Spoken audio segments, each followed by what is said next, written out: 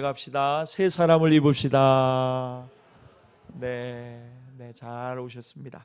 오늘 17절에 사도 바울이 우리에게 이렇게 이야기를 합니다. 그것은 이방인처럼 살지 말라는 것입니다. 왜 그렇습니까? 우리가 하나님의 교회가 되었기 때문입니다.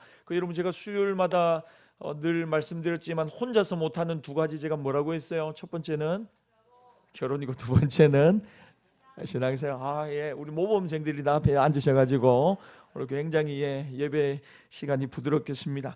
그래서 여러분, 우리가 이제 하나님의 교회가 되었습니다. 이전에는 나 혼자 신앙생활 잘하면 되겠지 싶지만 그게 아니라는 거예요. 신앙생활은 우리를 그리스도의 교회로 부르셨다는 거예요. 한 사람 한 사람이 그리스도의 교회죠. 그래서 여러분, 제가 이 건물이 교회가 아니고 여기는 뭐라고 했습니까? 예배당이라고 했어요. 그리고 여러분, 교회는 그러면 어디 있습니까? 여러분이 하나님의 교회세요. 그래서 열린 교회가 어디 있습니까? 누가 여러분 열린 교회가 어디 있습니까? 이렇게 물어보면 어떻게 대답해야 됩니까?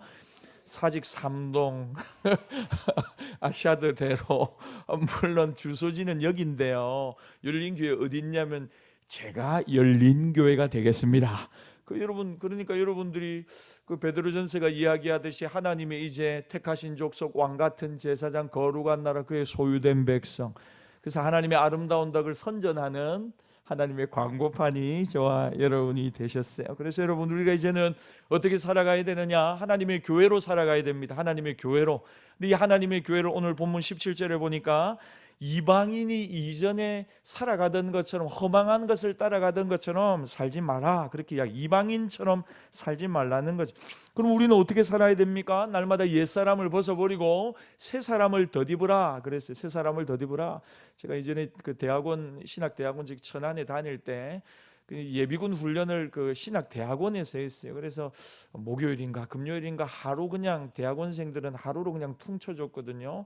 근데 이제 그날은 꼭 예비군복을 입고 가야 돼요. 예비군복을. 그래서 이제 저희 학교가 신학교가 있으면 한 20분 정도 차를 타고 가면 예비군 훈련장이 있습니다. 그거 가보면 이제 저희 대학원이 이제 한 그룹입니다. 그러니까 오늘 거기는 누구만 오냐면 저희 대학원, 신학대학원 전도사님들이 한 부류가 오고, 그 다음에 옆에 보면 뭐 선문대라든지, 그 다음에 여기 천안대라든지 이런 쪽에서도 뭐 오시고 일반인들이 옵니다. 그래서 같이 뒤섞여서 합니다. 근데 우리 신학대학원에서는 전부 다 1학년, 2학년, 3학년 다 전도사님들이니까 다들 막 산기도 하고 뭐 늘 예배 드리고 또 성경 보고 도서관에서도 늘 뭐 설교 준비 뭐 이러잖아요. 그런데 여러분, 예비 군복을 입는 순간 사람이 달라지대요. 총 막 지급을 하면 질질질질 끌려다니고 막 전투화도 올바르게 안 신고 막 이래가지고 다니면서 점심 언제 주냐고, 빨리 맞춰주면 안 되냐고. 그래가지고는 한 번씩 헌혈차가 오면 헌혈을 한 번 하면 일찍 보내주거든요. 보통 4시까지 해야 되는데 헌혈한 사람은 12시에 딱 보내줘요. 그래가지고는 헌혈할 사람들 선착순으로 뽑는다고 하면 막 전도사님들 다 이렇게 나가서 빨리 가려고 하고 막 그런 거 보면서 제가 속으로, 와, 정말 군복을 입혀 놓으니까 사람이 완전히 달라지는구나, 뭐 이런 생각을 했어요. 그러니까 여러분, 우리가 뭘 입고 있느냐가요, 그 사람이 어떤 신분과 소속을 나타냅니다. 그러니까 여러분, 어떤 포지션을 나타내죠. 제복이 상징하는 건 그렇잖아요. 공무원들이라든지 아니면 뭐 경찰이나 소방관들이나 제복을 입는 순간 그 확실한 정체성을 가지게 됩니다. 그러니까 여러분, 벗어버리고 옛사람을 벗어버리고 새 사람을 입는다는 것은 뭐냐면 이 정체성의 변화가 우리 안에 일어난다는 거죠. 인격의 변화, 삶의 스타일, 삶의 방식의 변화가 이제 옛사람을 벗어버리고 새 사람을 입음과 동시에 일어난다는 것입니다. 여러분, 옛날에는 우리 살아가는 사람들을 보면 일에 집중을 많이 합니다. 일에. 그래서 어쨌든지 하고 있는 일에 성공을 거두면서 인생을 굉장히 이제 성공적으로 살아가려고 많이 생각했습니다. 직장하고 내 인생하고 거의 뭐 뗄래야 뗄 수가 없는 관계죠. 근데 요즘은 좀 그런 거 아닌 것 같아요. 많이 분위기가 달라졌습니다. 일을 조금만 하더라도 자기 자신을 찾고 싶어요. 일을 통해서 자기 자신을 확인하는 부분도 있는데, 옛날에는 그게 전부였다면 요즘은 그렇지 않더라고요. 이야기를 나눠보면 일하는 시간 줄여가고 내가 하고 싶고 내가 원하는 삶을 누리는 것을 훨씬 더 선호한다는 거죠. 소확행이라고. 소소하지만 확실한 행복을 찾아 살아가겠다고 그런 이야기를 하는 젊은이들이 많이 있습니다. 다시 말하면 자기 자신에게 집중합니다. 그래서 여러분 자기 자신에게 집중하다 보니까 자기 자신을 꾸미고 자기 자신을 어필하는 것에도 굉장히 많은 관심을 가집니다. 그래서 우리나라 뷰티 산업이 뭐 굉장히 지금 굉장히 큰 시장을 형성하고 있죠. 제가 이전에 어떤 집사님을 딱 뵀는데, 저희 교회 집사님 아닙니다. 어떤 집사님을 딱 방송으로 봤는데, 제가 아는 분인데 얼굴이 막 반짝반짝 하는 거예요. 진짜로 얼굴이 반짝. 그래서 제가 이제 저희 집사람에게 물었어요. 야, 이 집사님이 왜 얼굴이 이렇게 반짝 하시지? 그러니까 저희 집사님이 화장품을 바꿨다 이가. 그래. 근데 진짜 그렇대요.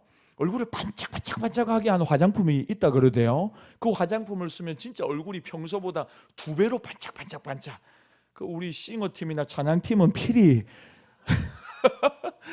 그거 여러분, 사람들이 얼마나 이 자기 자신을 꾸미는 일에 관심을 가지고 있는지 모릅니다. 근데 여러분, 예수 믿는 우리는 그 사람도 중요하지만 우리 속사람이, 내면이 더 중요합니다. 오늘 성경은 우리의 내면에 옛사람을 벗어버리고 새사람을 입어야 한다고 말씀합니다. 그래야 하나님이 그런 새 사람을 통해서 하나님이 하고자 하는 일들을 일으킬 수 있기 때문입니다. 이 일을 위해서 17절부터 24절까지 옛사람과 새사람의 메커니즘을 우리에게 설명해 주고 있습니다.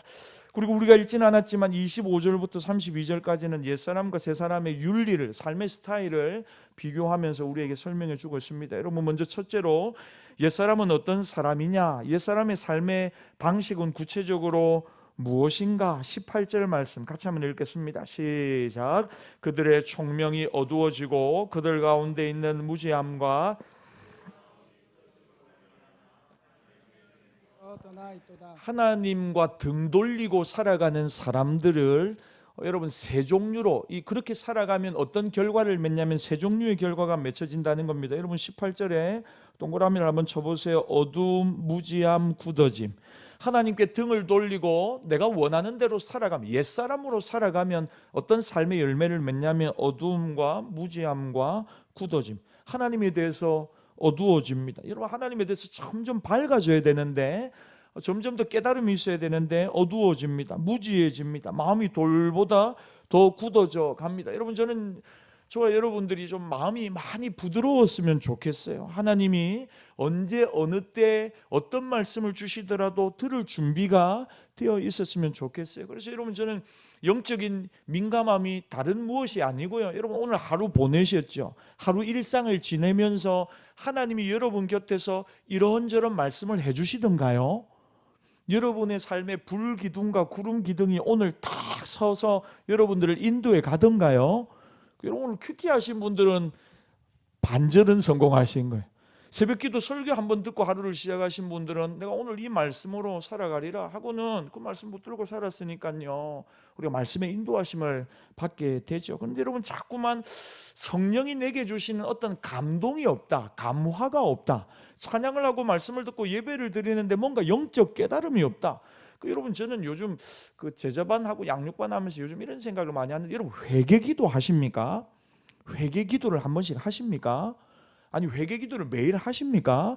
어느 순간부터 내가 회개해야 된다는 것에 대해서 굉장히 무감각해지는 것을 느낄 때가 있어요. 그냥 하루를 왼종일 지났는데 기도할 때도 그냥 내가 원하는 거 구하고 그냥 앞에서 인도하는 대로 기도를 하는데, 내 마음속에 정말 처절하리만큼 하나님 앞에 거룩을 사모하며 내 안에 정말 죄가 이곳저곳에 정말 틈타서 내 안에 들어와 있다는 이런 자각들이 없다는 것을 제가 깜짝 놀랐어요. 제 안에 그런 생각들, 내 안에 회개해야 된다는 마음들이 없다는 거죠. 그래서 어떤 순간부터 하나님 앞에 눈물 흘리며 죄에 대해서 정말 끊어야 된다는 간절함으로 하나님 앞에 통해 잡아가는 마음이 어느 순간부터 사라져 가더라는 거예요. 여러분, 그게 뭔지 압니까?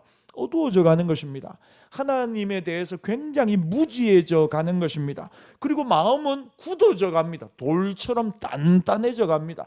그래서 전혀 하나님 앞에서 요동치 않습니다. 하나님이 막 흔들어 가지고 깨어 부셔 가지고 낮추시려고 해도 여전히 그 모습, 그 자세를, 그 고집을 변함없이 주장할 때가 많이 있다라는 것입니다. 여러분, 하나님이 우리를 변화시키려면요, 여러분, 영혼의 눈물이 있어야 합니다.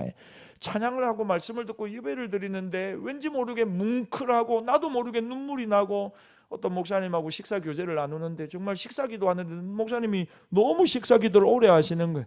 그래서 가만히 봤더니 진짜로 목사님이 아니 따로따로 각도하는데 각도를 하는데 나는 빨리 끝나서 숟가락을 들려고 하는데 목사님 기도가 안 끝나요. 그거 기다려야죠. 근데 목사님이 한참을 기도하는데 막 눈물을 지으시는 거예요. 그래서 제가 목사님 못 드시고 사시나 어려우시나 싶은데 그게 아니에요. 그냥 밥 숟갈만 들어도 예수님이 너무 고맙게 다가오는 거예요. 예수님의 십자가 식사 기도를 하는데도 마음에 감동을 오니까요.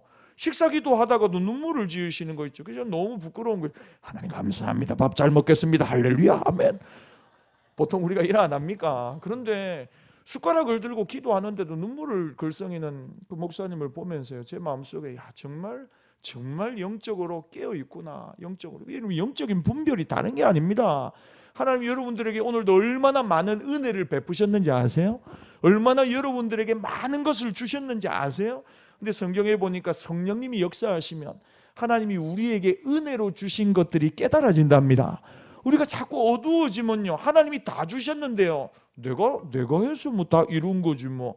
하나님은 안 보이고 자기로 그냥 거듭해 보이는 것입니다. 어둡고 무지하고 굳어져 가는 것입니다. 여러분, 인간이 자꾸 변질되어 갑니다. 그리고 이런 어두움, 무지함, 굳어짐이 19절에 가면 사람을 완전히 세 가지 유형으로 변질시켜 버립니다. 우리 19절 말씀 같이 한번 읽겠습니다. 시작. 그들이 감각 없는 자가 되어 자신을 방탕에 방임하여 모든 더러운 것을 욕심으로 행하되. 여러분, 첫 번째는 어떤 사람이 되냐면 결국 하나님께 등을 돌리면 어두워지고 무지하고 굳어지면서 첫 번째 감각 없는 자가 되어 버립니다. 여러분, 이런 감각은 하나님으로부터 오는 영적인 센스도 가로막아 버리는 거고요. 또 하나는 다른 사람에 대해서도 굉장히 무관심합니다. 다른 사람을 향해서 죄를 짓고도 죄책감을 느끼지 않습니다. 비인간적인 행동을 하면서도 자기 행동에 대해서 다른 사람 아프게 하면서도 전혀 부끄러움을 느끼지 않습니다. 그 결과가 무엇이냐? 방탕과 방임의 인생이 되어버립니다. 스스로 자기의 부끄러운 삶을 돌이킬 힘이 없는 것입니다. 그래서 어떻게 해요? 방임해 버립니다. 흘러가는 대로 막 살아가는 것입니다. 여러분, 절대로 막 살면 안 됩니다.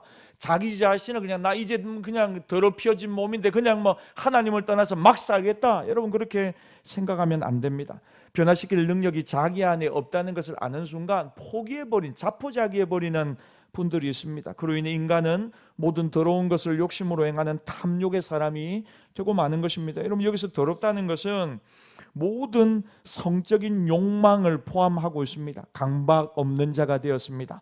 방탕함에 그냥 자포자기한 삶을 삽니다. 모든 더러운 것, 성적인 욕망을 추구하고 욕심으로 행하는 사람으로 하나님께 등을 돌렸더니 변질되어 버렸다는 것입니다. 그래서 22절에 보면 이 옛사람의 자아 정체성을 이렇게 정의 내립니다. 22절 같이 읽읍시다. 시작. 너희는 유혹의 욕심을 따라 썩어져 가는 구습을 따르는 옛사람을 벗어버리고. 옛사람의 정의가 이것입니다. 유혹의 욕심을 따라 썩어져 가는 구습을 따르는 옛사람입니다. 구원받기 전에, 거듭나기 전에 하나님 없는 사람, 옛사람의 자아의 중심에 뭐가 있느냐? 유혹이 너무 많은 겁니다. 세상을 살아가는데 유혹이 너무 많아요. 그 유혹을 탁 내 마음을 흔드는 순간 뭐가 동하느냐? 욕심이 내 마음 속에서 일어납니다. 결론은 무엇이냐? 썩어져 가는 옛 습관을 쫓아서 이 욕심과 세속화, 세상과 버타여지고, 그리고는 끊임없이 나의 욕심을 자극하고, 그러니까 세상과 버타여 살아가게 되더라는 것이. 여러분, 우리는 이 땅에 살아가는 동안 나라고 하는 탐욕에 매여서 살아갑니다. 그리고 세상의 유행과 세상 가치관과 세상 사람들처럼 살아가는데 자기의 모든 인생을 허비하는 것입니다. 그래서 늘 경쟁하는 마음을 가집니다. 다른 사람들에게 자기를 증명하려고 합니다. 나 제법 잘 살고 있다, 좋은 집에서 살고 좋은 차를 타고 많은 것을 가졌다. 다른 사람들의 부러움을 한 몸에 받으면서 스스로 확인하는 겁니다. 나 괜찮게 살고 있는 인생 아니냐면서 다른 사람들과 비교하면서 스스로를 교만의 자리로 올라가는 것입니다. 근데 여러분, 예수 믿는 저와 여러분들은요, 자기 가치를 그런 경쟁이나 다른 사람들의 부러움에서 찾지 않습니다. 여러분, 저와 여러분들의 가치는 예수님의 십자가 안에 있는 줄 믿습니다. 예수님의 십자가를 바라보십시오. 그 안에 여러분들을 죽기까지 사랑한 하나님의 놀라운 사랑과 긍휼과 자비와 은혜와 축복이 간에 가득 들어 있습니다. 그래서 여러분 십자가 안에서 날마다 자신을 만나고 발견하고 자신을 날마다 새롭게 하는 저와 여러분들이 다 되시기를 바랍니다. 여러분, 이런 옛사람을 벗어버리라는 겁니다. 치열한 경쟁 속에 자기를 증명하려고 하고 최소한 내가 너보다는 잘 산다고 그래서 뭔가를 소유함으로 내가 뭔가 중요한 사람인 것처럼 생각하는 것, 여러분 그런 옛사람의 삶의 패턴을 벗어버려라. 첫 번째, 성경은 이야기합니다. 그러면 두 번째, 새 사람의 삶은 어떻게 구성되어져 있느냐? 우리 20절 말씀 같이 한번 읽겠습니다. 시작. 오직 너희는 그리스도를 그같이 배우지 아니하였느니라. 여러분, 어떻게 옛사람을 벗어버리고 새 사람을 입을 수 있는가? 여러분 20절에 보니까 그리스도를 배워야 한다고 이야기합니다. 그리스도를 배운, 여러분 이 배운다는 말은 종과 제자가 되어서 철저하게 배우고 또 배우는 것입니다. 단순히 머리로 배우는 게 아니고 인격적으로 삶으로 배우는 것을 의미합니다. 저는 여러분들이 신앙생활하면서 예수님 앞에 날마다 오체투지하기를 바랍니다. 오체투지. 여러분, 우리 목회자들이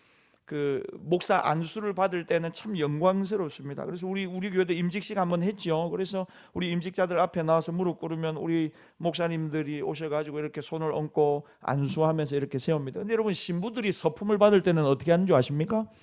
신부들이 가톨릭에서 오체투지합니다. 그래서 온 몸에다가 땅바닥에다가 이 몸이 땅에 닿는 5군데를 붙여가지고 완전히 이렇게 굴복합니다. 그리고는 서품을 딱 줍니다. 그래서 저는 성경적으로 보면 그게 좀 더 좋은 것 같은데, 왜냐하면 여러분, 우리가 예수님을 믿는다는 건 이제 내 옛사람이 죽었다는 거거든요. 이제 내가 새로 살아났다는 것입니다. 그래서 내가 하나님의 자녀가 되었고 이 세례를 받는다고 하는 건 이제는 내가 예수님과 합법적으로 결혼한 거룩한 신부가 되었다는 거, 그걸 우리에게 이야기하거든요. 그래서 여러분, 날마다 우리가 하나님 앞에 고백해야 될 것은 뭐냐면 철저하게 나를 비우고 나를 내려놓고, 성경은 그것을 나는 죽고 그리스도로 사는 삶으로 설명을 하고 있습니다. 그러니까 여러분, 단순히 성경을 배운다고 우리가 예수님의 제자가, 예수님의 종이 되는 것이 아닙니다. 그리스도를 철저히 배우는 예수님의 제자, 예수님의 종으로 살아가겠다는 결단이 날마다 저와 여러분에게 필요한 줄 믿습니다. 여러분, 그러니까 성경 공부 다 배웠다고 생각하지 말고, 목사님, 저는 목사님 오자마자 성경 공부 제자반 다 해가지고 저는 또 들어가야 됩니까? 한 개도 기억 안 나시면서, 숙제도 다 안 내셨으면서. 그러니까 여러분, 또 듣고 또 듣고 또 들으셔야 돼요. 저희 모친이 49년생이시거든요. 그래도 늘 제자반 들어가신대요. 제자반 49년생 저희 모친이. 그래가지고 숙제 좀 제대로 안 해오고 큐티 제대로 안 하고 성경 잘 안 읽고 이러면 목사님이 앉았다 일어났다 시킨대요. 그리고 권사님들하고 어깨 동무해가지고 막 일어났다 앉았다도 하고 그러신다는 거예요. 그래서 제가 이야기를 들으면 너무 심한 거 아니냐고. 그런데 여러분, 강한 훈련이 강한 제자를 만들어냅니다. 그냥 이건 하는 것도 아니고 안 하는 것도 아니고, 여러분 그런 식으로 신앙생활하고 성경을 아는 것도 아니고 모르는 것도 아니고, 여러분 그러지 마시고요. 뭔가 성경 공부 과정이 나오면 뭐든지 배우려고 여러분 한번 와보십시오. 그리스도를 배워야 된다니까요. 그리스도의 삶을 재현해내는 사람들, 그 사람들이 그리스도의 제자 아닙니까? 그리스도의 예수의 삶과 예수님이 이 땅에 계시면서 행하셨던 사역을 우리도 재현해내는 예수님의 제자로 살아갈 수 있기를 바랍니다. 그리스도를 배운다는 것은 21절에 나오는데 21절 같이 읽읍시다. 시작. 진리가 예수 안에 있는 것 같이 너희가 참으로 그에게 듣고 또한 그 안에서 가르침을 받을진대. 여러분, 21절에 보니까 그리스도를 배운다는 것을 첫 번째는 듣는 것, 두 번째는 가르침을 받는 것으로 설명하고 있습니다. 여러분, 그러니까 첫 번째는 많이 들어야 되죠. 그리스도의 복음을 우리가 말씀을 자꾸만 들어야 합니다. 그래서 여러분, 저는 출근할 때도 퇴근할 때도 저는 여러분들이 최소한 주일 낮예배 설교를 일주일 지나면서 한 2-3번 이상은 꼭 듣기를 바랍니다. 저도 여러분 오늘 아침에 또 어제 아침에도 제가 주일날 설교했던 건 낮예배 오후예배 설교 또 들었거든요. 들을 때마다 은혜가 돼요. 제가 여러분 아멘 안 해도 아무 상관없어요. 낙심안 합니다. 근데 여러분들도 말씀을 들으면서 아멘 하면서 말씀 들어보세요. 은혜가 된다니까요. 그러니까 한 번 들으면요. 제가 지금 한번 스피드 퀴즈 한번 해볼까요? 여러분, 지난 주일 낮예배 설교 제목 뭐게요? 이럴 줄 알고 제가 안 물어보려고 했는데, 예? 예, 이제 괜찮습니다. 그래서 여러분 하나님의 말씀을 또 듣고 또 듣고 또 듣는 거죠. 오늘 새벽기도 설교도 녹화해가지고 올리지 않습니까? 우리 열린교회는요. 그러니까 여러분 계속 들어보십시오. 그 듣는데 새벽 설교는 10분이면 됩니다. 10분이면. 복 있는 사람은 큐티하면서 새벽 설교 한번 듣고 복 있는 사람은 큐티하면서 하나님 이 말씀으로 나를 인도해달라고. 그리고 하루를 시작하는 사람하고 오늘의 운세 보면서 78년 말띠 오늘 북동쪽에서 귀인이 났 오늘 재물운이 있고 연애운은 없다. 여러분 이런 거 쓸데없는 거 보지 마시고 하나님의 말씀으로 오늘도 하나님 인도해 달라고. 그러면요 저는 정말로 하나님이 우리를 인도해 가시는 줄 믿습니다. 첫 번째 들어야 됩니다. 두 번째는 가르침을 받아라 그랬습니다. 여러분 이 받는다고 하는 건 무슨 의미냐면요 예수님으로부터 가르침을 받는 것입니다. 다시 말하면 여러분 저는 여러분들에게 레마의 말씀이 이렇게 저렇게 좀 찔리는 말씀들이 있기를 바랍니다. 말씀을 들으면서 자꾸만 감탄사가 나와야 됩니다. 말씀을 들으면서 내게 주시는 하나님의 말씀이 있어야 됩니다. 설교를 제가 한 30분에서 길면 한 35, 6분 하는데 여러분 이 시간 동안 하나님이 내게 주시는 내게 개인적으로 말씀하시는 뭔가 마음의 부딪힘이 있어야 여러분 우리가 그리스도로 옷 입을 수 있다는 것입니다. 듣는 것, 깨닫는 것, 받는 것입니다. 여러분 그럴 때 옛사람을 벗어버리고 새사람을 우리가 입을 수 있습니다. 여러분 새사람을 입으라고 했을 때 이 새사람은 개인적인 동시에 공동체 전체를 의미합니다. 우리 한 사람 한 사람이 날마다 예수로 옷 입어야 될 뿐 아니라 예수 그리스도의 몸으로서 새사람을 입을 때 그 개인을 통하여 그 교회를 통하여 하나님은 이 시대를 변화시켜 나가는 것입니다. 우리 모두가 다시 하나님의 말씀을 듣고 배우는 일에 온 힘을 다 기울이는 이 결실의 계절 가을이 되기를 축복합니다. 청년 시인 윤동주가 1944년 7월 14일에 중국에서 유학생 첩자로 몰려서 체포당합니다.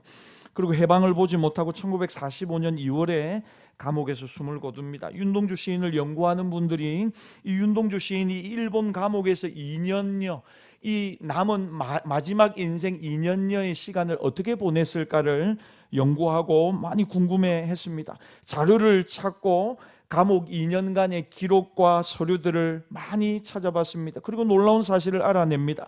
윤동주 시인이 2년여 감옥 생활을 하는 인생 마지막 시간에 그가 집에다가 편지를 보내서 신약 성경을 보내달라고 요청을 합니다. 그리고 성경을 읽는데 2년 남은 자신의 인생의 마지막 시간 거의 대부분의 시간을 보냈다고 하는 것입니다. 일본 형무소 간수가 죄수들에 대한 관찰 기록 일지를 매일 적었는데 그 기록이 남겨져 있는데 윤동주에 대한 관찰 기록이 어떻게 기록되어 있느냐? 그는 날마다 성경 읽는 데 빠져 있었다. 그렇게 매일매일 기록되어 있답니다. 그리스도를 알고 그리스도를 지식과 깨달음이 우리를 날마다 옛사람을 벗어버리게 하고 새사람을 덧입어 또 우리를 그리스도의 제자로 그리스도의 종으로 살아가게 함을 믿습니다. 날마다 하나님의 말씀을 읽고 듣고 묵상하는 여러분 특별히 저는 하나님의 말씀을 암송하는 것이 정말 경건에 큰 유익이 있다고 믿습니다. 왜냐하면 여러분 암송하려면요 혼자 있어야 되거든요. 많은 사람들 틈에서는 암송하기가 어렵잖아요. 혼자 있는 시간 그 말씀을 독백함 내가 소리내어 읽으면서 암송하거든요. 그때 여러분 정말로 영성 있는 하나님의 말씀이 우리 안에 깨달음으로 또 우리에게 주시는 하나님의 음성을 우리가 들을 수 있습니다. 여러분 이 세 사람은 어떤 사람입니까? 24절 말씀 같이 한번 읽겠습니다. 시작. 하나님을 따라 의와 진리의 거룩함으로 지으심을 받은 세 사람을 입으라. 여러분 그들은 하나님의 새로운 창조물입니다. 그리고 진리가 가져오는 의로움과 거룩함으로 살아가는 사람들입니다. 여러분 이 진리가 날마다 하나님의 말씀이 우리 안에 들어와서 날마다 우리를 어떻게 해요? 의로움으로 거룩함으로 변화시킨다면 정말 우리가 있는 직장도 가정도 우리가 가는 곳마다 정말 세 사람의 놀라운 변화가 저와 여러분을 통해 흘러가게 될 것입니다. 여러분 한번 생각해 보십시오. 모든 그리스도인이 이 말씀이 충만하여서 진리가 가져다주는 의로움과 거룩함으로 살아간다면 세상은 정말 변화될 것입니다. 여러분 이제 마지막으로 25절부터 32절까지, 그렇다면 옛사람과 새사람은 어떻게 행동하는 사람이고 그 옛사람과 새사람의 행동 윤리, 삶의 스타일은 어떻게 다른가 비교하고 있습니다. 여러분 제일 먼저 바울이 가르치는 것이 25절인데 25절 같이 읽겠습니다. 시작. 그런즉 거짓을 버리고 각각 그 이웃과 더불어 참된 것을 말하라. 이는 우리가 서로 지체가 됨이라. 여러분 가정을 무너뜨리고 인간관계를 깨어버리고 하나님의 공동체를 무너뜨리는 가장 무서운 해악이 있다면 25절에 그것은 거짓입니다. 거짓. 여기서 바울이 말하는 거짓은 그냥 단순한 거짓말을 이야기하는 게 아니고 가면을 쓰고 위선을 행하는 모든 종류의 거짓을 다 포함시키는 것입니다. 여러분 세 사람은 어떤 사람입니까? 반대죠. 참된 것을 말하는 사람, 거짓을 말하지 않고 참된 것을 말하는 사람. 그래서 거짓말과 참된 말을 대조시킵니다. 여러분 사람이 하루에 얼마나 거짓말을 많이 할까? 여러분 오늘 거짓말을 좀 하셨어요? 안 하셨어요? 나도 모르게 여러분 1997년 4월에 미국 캘리포니아 대학 제럴드 제리슨 교수팀이 사람이 얼마나 하루에 거짓말을 하나 추적 연구 조사를 참 할 일 없죠. 여러분 사람이 얼마나 하루에 거짓말을 많이 하는가 조사를 했답니다. 그랬더니 평범한 사람 한 사람이 8분에 한 번씩 거짓말을 하는 것을 임상학적으로 밝혀냈답니다. 8분에 한 번. 그게 하루로 치면 하루에 한 200번쯤 거짓말하고 산답니다. 200번. 그게 평균이랍니다. 우리 열린교회 이야기 아닙니다. 그런데 여러분 거짓말을 제일 많이 하는 직원은 누구냐 이랬더니 쇼핑몰 직원이 이렇게 뽑혔답니다. 쇼핑몰 직원은 거짓말을 할 수가 아우 잘 어울리세요. 고객님을 위해 준비된 옷이네요. 뭐 이렇게 이야기를 하는 거죠. 그래서 거짓말을 많이 할 수밖에 없다는 것. 특별히 상담을 하는 분들이 거짓말을 많이 할 수밖에 없답니다. 정직하게 말하면 상담이 잘 안 먹혀 들어간다는 거죠. 약을 파는 분들도 거짓말을 많이 하는, 이 약만 드시면 이 병이 몇 개월 안에 해결이 되고 막 이런 거. 그래서 여러분 거짓말을 조사하는 이 제리슨 교수가 결론 짓기를 차라리 어느 정도 거짓말을 하는 것이 인간관계를 좋게 만들어줄 수 있다고 말했습니다. 여러분 우리 따뜻한 거짓말 한번 해보겠습니다. 옆 사람 얼굴 보세요. 천사의 얼굴같이 빛납니다. 얼굴이 너무 좋으십니다. 인상이 너무 예수님 닮으셨군요. 이런 거죠. 여러분 인간관계가 훨씬 좋아질 것입니다. 여러분 반대로 우리가 늘 참말만 하면 인간관계가 다 파괴될지도 모릅니다. 옛날에 우리나라에도 코미디 영화인데 이렇게 거짓말을 갑자기 못하게 되는 국회의원인데 갑자기 이게 거짓말을 못하게 되었어요. 그래가지고 아침에 눈을 뜨니까 거짓말이 안 나와. 그냥 사람을 보고 속에 있는 모든 게 그대로 나오는 이런 코미디 영화도 하나 나왔던 것 같아요. 근데 만약에 그러면 어떻게 되냐면요. 제가 영화 기억하기로는 완전 좌충우돌하면 인간관계가 다 깨져 버리는 거예요. 초반에는. 나중에는 진실한 사람이라고 하지만.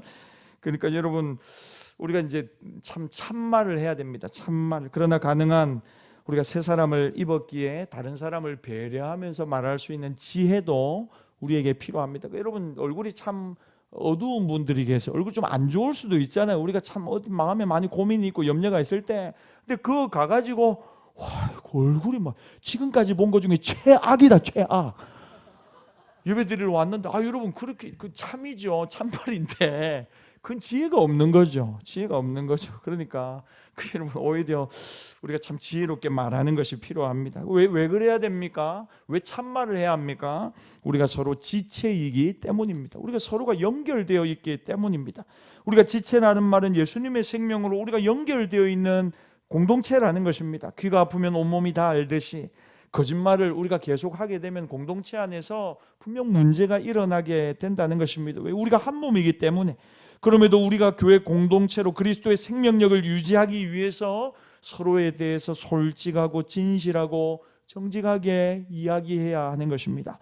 두 번째로 4장 26절 27절 같이 읽겠습니다. 시작. 분을 내어도 죄를 짓지 말며 해가 지도록 분을 품지 말고 마귀에게 틈을 주지 말라. 첫 번째는 여러분 세 사람은 참말을 한다고 했습니다. 거짓을 말하지 않는다고. 두 번째는 뭐냐면 세 사람은 여러분 거짓말과 함께 하나님의 공동체를 무너뜨리는 가장 무서운 게 뭐냐면 그게 분노입니다. 분노. 그 정말 우리나라 이 분노 지수가 정말 높은 것 같습니다. 여러분 26절을 한 번 더 눈으로 한번 보십시오. 분을 내어도 성경이 이야기합니다. 여러분, 이 화가 나는 건 자연스러운 감정입니다. 하나님 우리에게 그런 감정을 주셨습니다. 그런데 중요한 것은 뭐냐면 26절에 보니까 시간에 대해서 한도를 딱 정해 놓습니다. 해가 지도록 그 분노가 내 마음을 주장하거나 휩쓸지 못하도록 하라는 것입니다. 그러니까 여러분, 우리가 하나님 앞에서 어쩔 수 없이 분노했다 하더라도 그 분노를 잘 조절해야 한다는 것입니다. 왜 우리가 분노를 관리해야 하고 조절해야 하느냐? 오늘 성경에 보니까 여러분, 해가 지도록이라는 단서가 붙어 있습니다. 왜냐하면 여러분, 우리가 자꾸만 분노하고 누군가를 증오하고 미워하면 그걸 문을 열면서 누가 들어오는 거냐면 마귀가 들어온다고 오늘 성경이 이야기하는 겁니다. 영적인 원수 마귀가 이 분노를 타고 내 안에 들어와서 요한복음 10장 10절에 도둑질하고 죽이고 우리를 멸망시키는 길로 이끌어가 버린다는 것입니다. 분노는 마귀의 출입문이 됩니다. 분노를 오래 가지고 있으면 결국 그 분노가 나를 죄짓게 만들어 버립니다. 한순간에 분노를 참지 못해 사람을 죽이는 사건 사고가 얼마나 많이 지금 일어나고 있는지 모릅니다. 분노가 마귀의 출입문이 되어서 마귀가 내 인생의 문을 분노를 통해 들고 들어와서 휘젓고 다니면서 결국 우리의 인생을 완전히 망가뜨려 버리는 것입니다. 여러분, 그래서 우리가 분노를 잘 조절해야 됩니다. 오늘 분노한 그 자체를 뭐라고 하시는 게 아니죠. 분을 낼 수 있습니다. 그러나 죄는 짓지 말라는 것입니다. 여러분의 자녀가 부모님에게 야단을 맞았습니다. 여러분, 자녀들을 불러다가 뭐라 할 때가 있습니다. 이놈아 하고는 막 하고 막 매초리를 들 때도 있고 잔소리를 막 합니다. 근데 그 아이가 이제 가도 돼요. 그래 이제 가봐라 했더니만 문을 쾅 하고 닫고 지 방문도 쾅 하고 닫고 들어가는 겁니다. 그럼 여러분 감사하십시오. 건강한 자녀입니다. 그런데 여러분, 그 아이가 혼이 한껏 난 뒤에 나가는데 부모님 문을 조심스럽게 딱 정중하게 감사합니다 하고 문을 닫고 나가고 지 방문도 조심스럽게 열고 지 방문도 조심스럽게, 이건 뭔가 감정적으로 문제가 있는 거죠. 꽉 막혀 있든지. 그러니까 여러분들한테 혼 좀 나가지고 나갈 때 문을 쾅 하고 닫으면 여러분 감사하십시오. 정신이 우리 애가 정신이 건강하구나 이렇게 여러분 생각하시죠. 근데 그게 잘 안 되더라고요. 문 닫고 나가면 다시 와 제가 그래가지고 후들기 잡은 지가 얼마나 많은지 모르겠어요. 그럼 화를 낼 수 있습니다. 그런데 죄를 짓는 시간까지 계속해서 그 분노가 우리의 마음속에 있으면요 안 된다는 거죠. 기도의 문도 닫혀버리고 은혜의 문도 닫혀버리고 온수 마귀가 그 분노의 문을 열고 우리 안에 들어온다는 것입니다. 여러분, 분노의 심리학이라는 책에 보면 분노하게 되면 제일 먼저 일어나는 현상이 뭔지 압니까? 건강이 상합니다. 우리 건강이, 사람의 뇌에서 신경 전달 물질이 있습니다. 그러니까 여러분, 우리가 기분 좋을 때 나오는 이 호르몬이 있고요. 그리고 또 우리가 분노할 때 나오는 호르몬이 있습니다. 근데 분노할 때 나오는 이 신경 물질은 사람의 온 신경을 파괴시켜 버립니다. 여러분, 우리가 연약한 우리 이 관절이 있잖아요. 관절이, 제가 이제는 부교육자 시절에 이게 악관절이거든요. 이 턱 관절이 어떻게 하다 보면 입이 안 벌려져요. 툭 하고 소리가 나면서 이게 문제가 생겨요. 그래서 여기 염증이 생기든지 입을 크게 못 벌려. 그래서 병원에 가면 늘 하는 말이 뭐냐면 스트레스하고 수면 부족이라고 늘 그 이야기를 하더라고요. 제가 우리 열린교회 와서는 한 번도 그런 적이, 얼마나 행복하게 목회를 하는지 할렐루야고. 근데 여러분, 우리가 이제 제일 먼저 분노하고 자꾸 짜증을 내면 자기 안에 문제가, 건강상의 문제가 생겨난다는 거죠. 그러니까 분노의 호르몬이 나오면요 마치 독을 한 잔 마시는 거하고 똑같답니다. 여러분, 그 주체할 수 없는 분노가 일어날 때 꼭 기억하세요. 오늘 내가 아메리카노 한 잔 하는 게 아니고 독을 내가 한 잔 마시겠구나 이렇게 생각하면 딱 멈출 수 있어요. 건강을 위해서. 또 분노하게 되면 활성산소가 몸에서 발생한답니다. 여러분, 특징이 뭔지 압니까? 피부가 확 늙어버린답니다. 우리 여성분들 꼭 기억하십시오. 여러분들이 막 남편한테 소리를 지르고 아이들한테 화를 벌컥 낼 때마다 여러분의 피부가 2년 3년씩 팍팍팍팍 지금 늙어가고 있는 것입니다. 아무리 좋은 걸 발라도, 빛나는 화장품 발라도 안 되는 거예요. 그러니까 여러분, 자꾸 화내시면 안 좋습니다. 분노하게 되면 마귀가 영적으로 문을 열고 우리 가정에 들어온다는 사실을 꼭 기억하십시오. 결과는 비참합니다. 무엇보다 분노하면 자제력을 잃어버립니다. 여러분 분노하면 더 큰 분노가 일어나게 되어 있습니다. 여러분 남편에게 화가 나고 아내에게 화가 나고 아이들에게 화가 날 때 있잖아요. 그때 다 쏟았습니다. 하고 싶으면 거 다 했습니다. 막 집어 던지고 텔레비 부수고 막 고함을 지르고 와 대폭발을 했어요. 제 이야기 아닙니다. 와 했어요. 했는데 제가 그러면 물어봅시다. 여러분들한테. 그럼 여러분 속 시원합니까? 천국이 임하던가요? 천국 잠시? 아니요, 저는 잠시도 안 오던데요. 바로 한숨이 나면서 내가 왜 그랬나, 내가 이성을 잃었구나, 이렇게 되는 거죠. 분노해가지고 뭐 하나님 영광이 나타났더라, 스트레스가 풀리고 정말 건강을 회복했더라 이런 분들은 아무도 없습니다. 여러분 한번 상상해 보십시오. 여러분이 부산에서 제일 맛있는 식당 가셨어요. 근데 분노하면서 밥을 먹는 거예요. 화가 막 이렇게 차가지고 막 하면서 막 이렇게 맛있겠습니까? 입맛 탁 떨어지는 거죠. 화가 나는데 뭐가 맛있겠어요? 뭐가 행복하겠어요? 화가 나는데 뭐 좋은 게 뭐가 느껴지겠습니까? 아닙니다. 여러분 화를 내면요 IQ가 20이 떨어진답니다. 몰랐죠? 화를 자꾸만 내잖아요. 그러면요 눈 돌아갈 만큼 화가 나면요 이 어떻게 되냐면 IQ 20이 떨어진다. 거의 그러면 어떤 동물하고 IQ가 비슷해지냐면 우리 몽실이하고 비슷해지는 거예요. 그러니까 여러분 화내지 마세요. 내 마음속에 막 이게 올라올 때 여러분 정말 우리가 해야 될 말은 해야 되겠죠. 해야 될 말은 해야 되지만 너무 감정적으로 치달아 버리면 자기 자신에게 훨씬 더 좋지 않습니다. 여러분 날마다 분노를 하나님께 맡기고 또 하나님을 의지하는 믿음의 종들이 되기를 바랍니다. 세 번째 28절을 보시면 같이 한번 읽읍시다. 시작. 도둑질하는 자는 다시 도둑질하지 말고 돌이켜 가난한 자에게 구제할 수 있도록 자기 손으로 수고하여 선한 일을 하라. 도둑질하지 마라. 이게 여러분 옛사람의 삶의 방식입니다. 새사람은 그럼 어떻습니까? 28절 말미로 보니까 자기 손으로 수고하여 선한 일을 많이 하라. 그게 새 사람이 살아가는 삶의 방식이라는 거죠. 여러분 이 다른 사람의 것을 빼앗아야 내가 더 많아진다. 여러분 이게 자본주의 정신이죠. 짓밟고 올라가야 되고 더 많은 것을 내가 가져야 내가 성공이라고 생각하는 겁니다. 이게 여러분 세상의 스피릿입니다. 이걸 좀 더 확대해 볼까요? 정당한 수고와 정당한 노력을 하지 않고 거저 얻으려고 하는 모든 게 다 오늘 성경이 경고하는 마음이라는 것입니다. 여러분 제가 그랬죠. 봄, 여름에 수고 안 했어요. 밭에 나가서 씨 뿌리고 수고 아무것도 안 했어요. 근데 가을이 되어서 낫을 들고 들판으로 나가는 사람 보고 제가 뭐라고 했습니까? 도둑놈이라고 했습니다. 도둑놈. 봄과 여름에 수고하지 않았는데 가을에 뭔가를 얻으려고 생각하면 안 된다는 거죠. 여러분 지금 이걸 이 시대로 적용해 보면 비정규직 문제라든지 노동 착취 문제라든지 아니면 저기 다문화 사회에서 우리나라 와서 이주민 그 노동자들이 겪고 있는 실태와 또 현실들을 보면 너무 가슴 아픈 일들이 너무나 많이 있습니다. 그걸 오늘 28절에 옛 사람의 모습에 나만 많이 가지면 승자 독식이라고 생각하고 자기만 모든 것을 다 가지면 괜찮다고 생각을 하는 것입니다. 여러분 절대 그렇지 않습니다.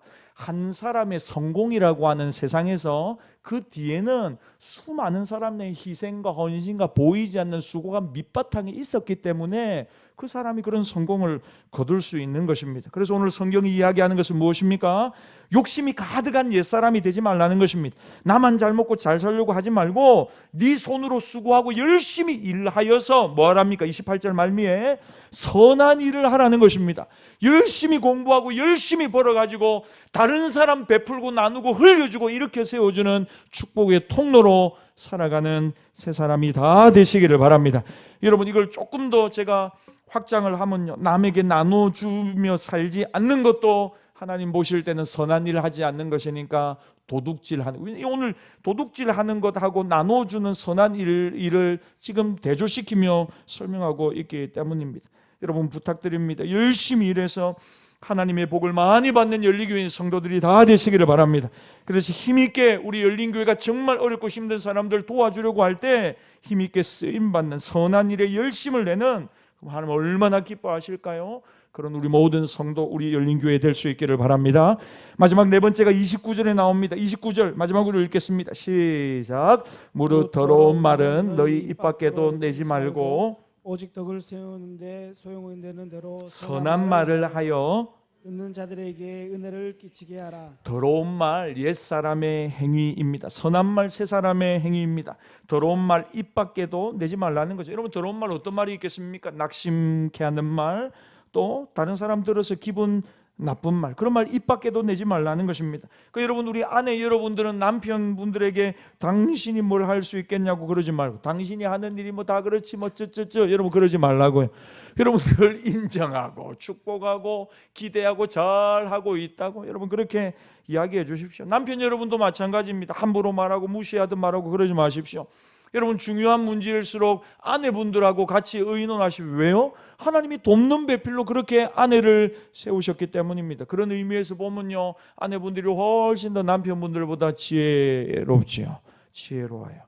그래서 여러분, 날마다 선한 말을 해야 됩니다. 들어서 기분 좋고 행복하고 용기가 일어나고 위로가 되는 말, 그런 말을 해 주라는 것입니다. 여러분, 마지막으로 30절에서 32절까지 보면 하나님의 성령을 근심시키지 마라. 새 사람은 하나님의 성령 근심시키지 않는다는 것이. 여러분, 성령님은 그럼 언제 근심하느냐? 우리 입에서 자꾸만 이 성령님을 근심시켜 드리는 이 언어가 나올 때, 말이 나올 때 성령님은 근심하세요. 사도행전 2장에 보니까 초대교회 성령이 임하실 때 어떤 일이 일어났습니까? 새 방언을 말하는 겁니다. 그러니까 언어를 성령이 역사하고 충만케 하시니까 하늘의 언어를 말하게 되지요. 흩어졌던 언어가 하나가 되고 이제 새로운 말을 한다는 겁니다. 여러분, 이 시대 새 방언이 무엇인지 아십니까? 저는 여러분, 축복하는 말, 위로하는 말, 격려하는 말, 복음을 전하는 말이 이 시대의 새 방언이라고 믿습니다. 물론 저는 여러분들이 다 누구보다도 더 방언의 은사 받기를 갈망하시고 방언의 은사 받음으로 기도의 깊은 영역이 열려지기를 바랍니다. 그러나 여러분, 우리 안에 사랑의 언어, 위로의 언어, 격려의 언어가 가득해야 합니다. 성령을 근심하게 하는 말, 그런 말 하지 말라는 것입니다. 더러운 말은 너희 입 밖에도 내지 말라. 30절을 한번 눈으로 보십시오. 30절, 31절도 한번 보십시오. 너희는 모든 악독과 노함과 분냄과 떠드는 것과 비방하는 것을 모든 악의와 함께 버리고, 그러니까 여러분, 온갖 종류의 언어와 관련된 악을 31절에 쭉 나열해 두고 있습니다. 그러니까 여러분, 우리가 입술을 잘 지켜야 됩니다. 왜냐하면 우리가 믿음으로 고백하면 그 믿음의 언어를 통해서 성령님이 역사하시고 기뻐하시고, 우리가 자꾸 부정적인 언어, 불신앙의 언어, 다른 사람을 깎아내리고 비난하는 언어들을, 자꾸 미움의 언어들을 하면 우리 안에 계신 성령님이 그 파괴적인 언어로 말미암아 근심하게 된다는 것입니다. 사랑하는 여러분, 마지막으로 우리 32절 말씀 읽고 마치겠습니다. 시작. 서로 친절하게 하며 불쌍히 여기며 서로 용서하기를 하나님이 그리스도 안에서 너희를 용서하심과 같이 하라. 여러분, 새 사람은 이런 삶을 살아갑니다. 오늘 세 가지가 나왔어요. 32절에도 친절과 불쌍히 여겨주는 삶과 용서해주는 삶. 왜냐하면 예수님이 친절하시고 우리를 불쌍히 여겨주시고 우리를 용서해 주셨어요. 그러면 여러분, 가정에서 친절하십시오. 불쌍히 여기십시오. 서로 용서하십시오. 그리스도로 옷 입는 가정이 다 되시기를 바랍니다. 교회 공동체 안에서도 여러분, 서로 친절하십시오. 서로 불쌍히 여겨주십시오. 서로 용서하십시오. 그럴 때 그리스도로 옷 입는 새 사람의 삶이 우리 개인과 가정과 우리 교회 공동체 안에 가득할 줄 믿습니다. 날마다 이 은혜를 풍성하게 누리는 한 주간 살아가시기를 예수님의 이름으로 축복합니다. 주시는 말씀을 가지고 이 시간 함께 결단하며 기도하며 나갑시다. 옛사람을 벗어버리고 새 사람을 입으십시다. 새 사람, 이방인, 옛날 살아가던 대로 살지 않겠다고 결단하십시오. 방법은 무엇입니까? 하나님의 말씀을 들어야 합니다. 그리스도의 계시를 받아야 합니다. 말씀의 깨달음을 자꾸 내가 누려야 합니다. 성령께서 근심하시는 언어, 여러분, 우리의 입에서 나가면 안 됩니다. 친절하게 서로를 향해 서로를 용서하고 서로를 불쌍히 여기는 마음으로 가정과 직장과 우리 공동체 가운데 우리가 살아가야 합니다. 하나님 새 사람으로 살아가게 하옵소서. 그런데 여러분 제가 말씀을 전하면서도 그런 생각을 합니다. 참 내 뜻대로 잘 안 된다는 거죠. 여러분 방법이 뭔지 아십니까? 예수님의 십자가의 사랑을 덧입으십시오. 예수로 덧입는 것인데 새 사람으로 살아가는 것은 예수님의 사랑을 여러분 오늘 이 밤 묵상하십시오. 그리고 그 사랑이 내 마음을 가득 채워달라고, 그래서 그 사랑으로 친절하고 불쌍히 여기고 서로를 용서하는 새 사람의 삶을 살아가게 하여 달라고 우리 주여 한번 부르짖고 우리 한번 결단하며 함께 기도하며 나갑시다. 주여 하나님 아버지 감사합니다. 오늘도 하나님 귀한 말씀 주셔서 감사합니다. 하나님 이 말씀 붙들고 한 줄도 승리하게 하여 주시옵소서. 새 사람으로 살아가게 하옵소서. 옛사람을 벗어버리게 하옵소서. 하나님 우리의 입술에서 거짓을 말하지 않고 하나님 모든 덕을 세우는 말, 하나님 우리의 입술에서 모든 악독과 모함과 분냄이 사라지게 하옵소서. 화내지 않겠습니다. 주님 내 안에 분노를 주님 조절하고 관리하겠습니다. 해가 지도록 분을 품지 않고 하나님 사랑하며 베풀며 축복하는 새 사람으로 살아가게 하여 주시옵소서. 하나님 우리를 그렇게 변화시켜 주옵소서. 주님의 십자가의 사랑으로 우리를 그렇게 일으켜 주시옵소서.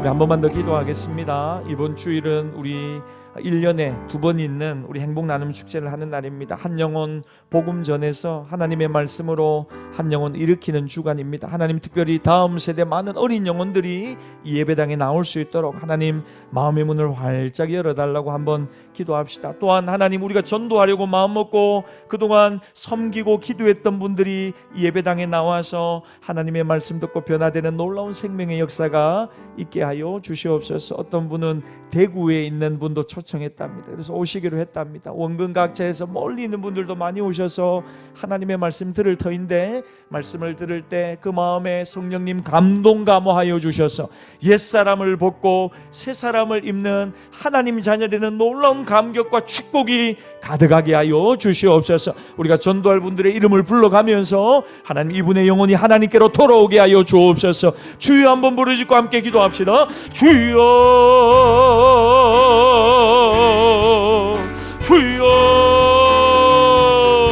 주여 주여. 하나님 아버지 감사합니다. 오늘도 우리를 향한 하나님의 놀라운 사랑을 찬양합니다. 한 영혼이 돌아오는 것, 하나님 나라에서는 큰 잔치가 벌어진다고 말씀하셨는데 하나님 우리가 그렇게 복음을 전하고 예수님을 자랑하고 예수님을 증거하는 새 사람으로 살아가게 하여 주시옵소서.